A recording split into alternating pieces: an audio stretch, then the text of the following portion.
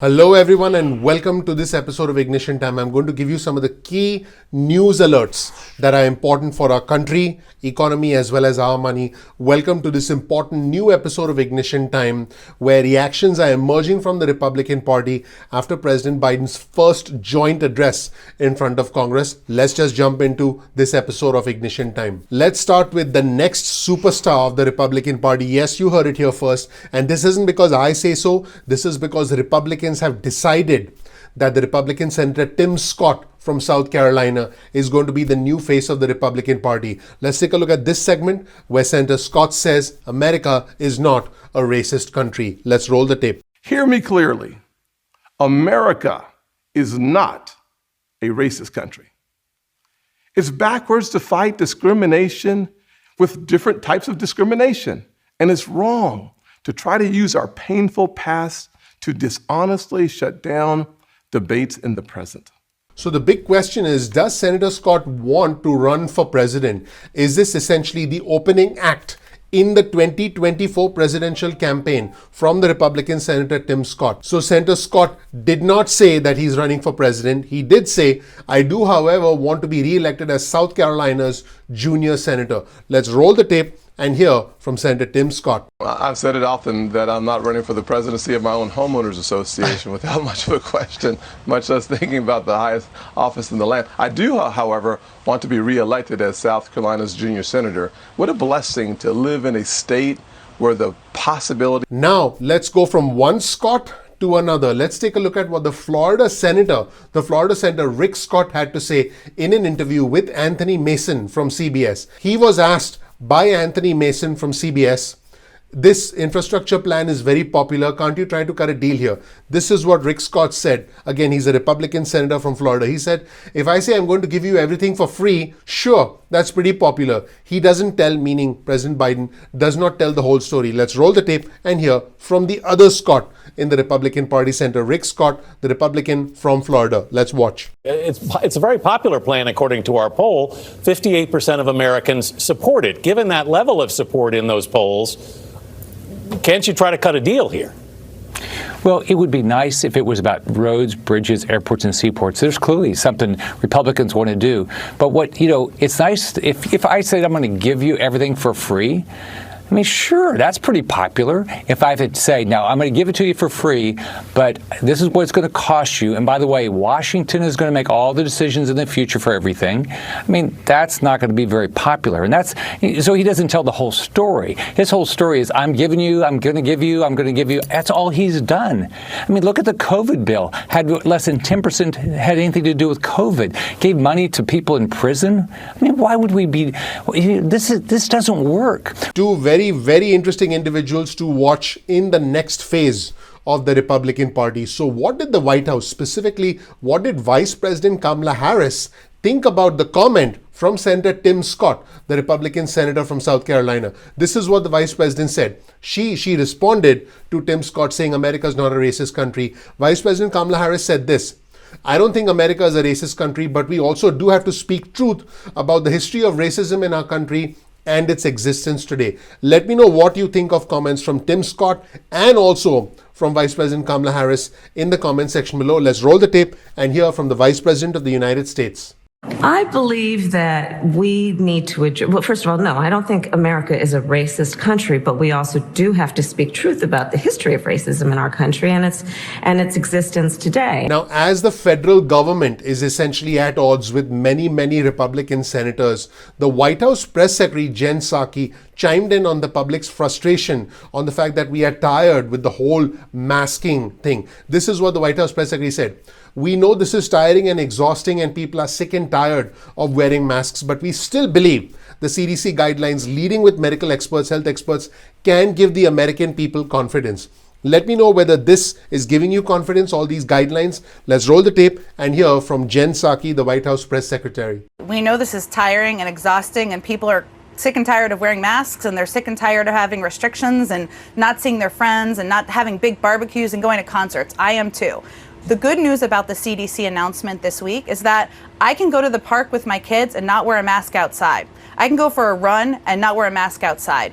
That is a step forward. It may not be as far forward as everybody wants to see. We understand that, but we still believe that the CDC guidelines, leading with medical experts, health experts, can give the American people confidence that what the CDC is saying is telling them what is safe. And as you probably know, different states are now starting to reopen. New York City is going to reopen. The mayor of New York City, Bill de Blasio, announced that New York City will fully reopen on the 1st of July. This is a direct quote from him. We are ready for stores to open, for businesses to open, offices, theaters, full strength. Let's roll the tape and hear from the mayor, Mayor Bill de Blasio from New York City. Let's watch. Our plan is to fully reopen New York City on July 1st. We are ready for stores to open, for businesses to open, offices, theaters, full strength. Because look, what we're seeing is people have gotten vaccinated, an extraordinary number, 6.3 million vaccinations in New York City to date. And folks, as the states are starting to reopen and try and work out individual ways to reopen, there is no love lost between former President Trump and the Senate Minority Leader Mitch McConnell. Take a look at this segment where former President Trump says, I think they should change Mitch McConnell. It's very clear that they are not best friends, the former president and the Senate Minority Leader. Let's roll the tape and hear former President Trump speaking with his favorite news network and his favorite host, Maria Bartiromo. Let's roll the tape and check out what former President Trump had to say. We need good leadership.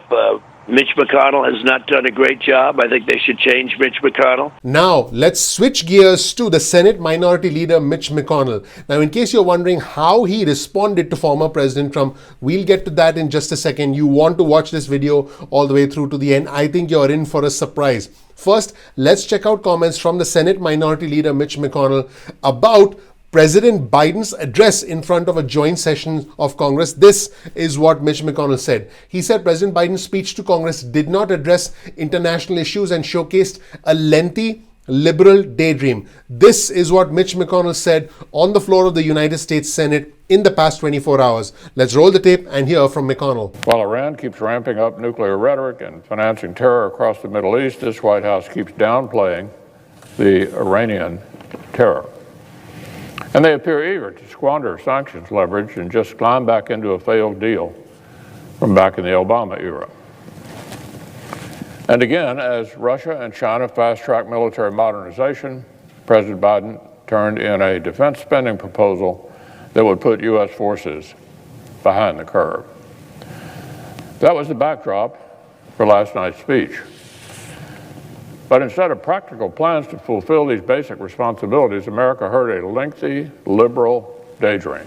Now, if there's one person who's not going to sit back and just listen to the Republicans, it's the House Speaker, Nancy Pelosi. Let's take a look at this clip where House Speaker Nancy Pelosi calls out the Republicans who voted against stimulus relief, against the $1.9 trillion American Rescue Plan, and then took credit for the plan and took the money. Folks, the Senate Minority Leader Mitch McConnell's home state of Kentucky, and keep in mind the Senate Minority Leader called this a blue state bailout, took the funds from the federal government and used over $500 million in funds from the federal government through the American Rescue Plan to top up their own unemployment benefit state fund. Yes, this actually happened. House Speaker Pelosi said, vote no, take the dough. That's what the Republicans do. Let's roll the tape and hear from House Speaker Pelosi. Unlike the Republicans who said vote against the bill and then show up and take credit.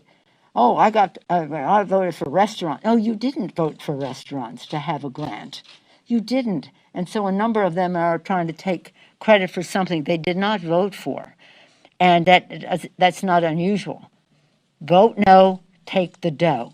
That's what the Republicans do. And now let's get back to the Senate Minority Leader Mitch McConnell, who responded to former President Trump and referred to him as the past of the Republican Party, and he's referring to Tim Scott as the future of the Republican Party. This is a very, very, very important signal about where the priorities lie for Mitch McConnell and by extension the United States Senate, the Republican portion of the United States Senate. Check out this segment, folks. Mitch McConnell is the leader of the Republican Party in the United States Senate. So I can understand if you don't like him, but what he says goes because he speaks for the Republican Party in the United States Senate. He said, we are looking to the future, not the past, in response to former President Trump calling for a change in Republican leadership. Basically, he's saying, we're going to not listen to former President Trump and we're going to focus on our priorities and new leaders like Tim Scott. Very interesting. Let's roll the tape and check this out.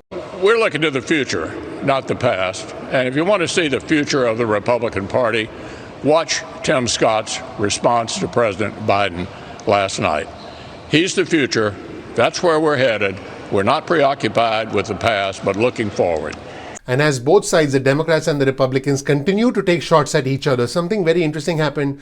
The personal lawyer of former President Trump, Rudy Giuliani, his offices were raided by the FBI. So he actually addressed the FBI raid during a radio interview. Very interesting comments. He said, the report on ABC a moment ago is that the search warrant involves my pressuring Ukrainian officials on behalf of President Trump. He said nothing of the sort. And then he goes on to explain why, in his opinion, remember, you're hearing it from him, but I'm sure the Justice Department will have a different point of view, why, in his opinion, he was raided by the FBI. Let's roll the tape and hear from Rudy Giuliani. You get a chance to talk to me. I know you want to talk about what happened yesterday. I'm going to do it very briefly because I'll be on Tucker Carlson tonight, and I will go into it on great detail. Don't think it's fair for me to just give one side of it, since this is my show. I'm just going to correct one error and sort of give you a brief overview. So there was just a report, and I know how people get this confused. I'm not upset about it. I just want to correct the record. The report on WABC a moment ago is that the search warrant involves my pressuring Ukrainian officials on behalf of President Trump. Nothing of the sort. The search warrant involves something totally opposite.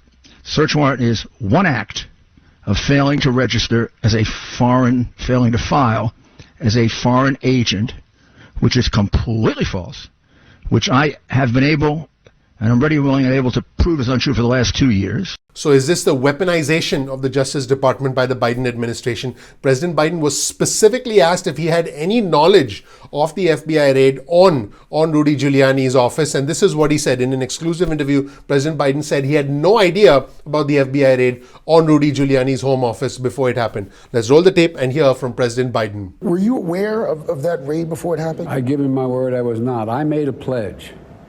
I would not interfere in any way, order, or try to stop any investigation the Justice Department had underway. I learned about that last night when the rest of the world learned about it. My word. I had no idea this was underway. That's it, everybody. The extensive back and forth between the Republicans and the Democrats. No love lost between former President Trump and the Senate Minority Leader Mitch McConnell and House Speaker Pelosi taking a shot at the entire Republican leadership, including the Senate Minority Leader Mitch McConnell, whose home state of Kentucky took $500 million from the federal government and used it to top up their own unemployment benefit trust fund. Yes, folks, this actually happened. You're not going to hear this news on other television networks, whether they're conservative networks or liberal networks. For me, it's not about the red or the blue. It's about the red, white, and blue. I'm not Democrat. I'm not Republican. I'm American. A lot of effort goes into the creation of these videos. All I ask of you is please click the like button. Please subscribe. Please enable notifications. That is your way of supporting our efforts. Also, follow me on Twitter. Right here is my Twitter feed. You'll be able to keep up with all the latest news and breaking news on Twitter. So definitely follow me on Twitter. Thank you so much for watching. I'm looking forward to seeing you in the next episode of Ignition Time. Take care. Bye.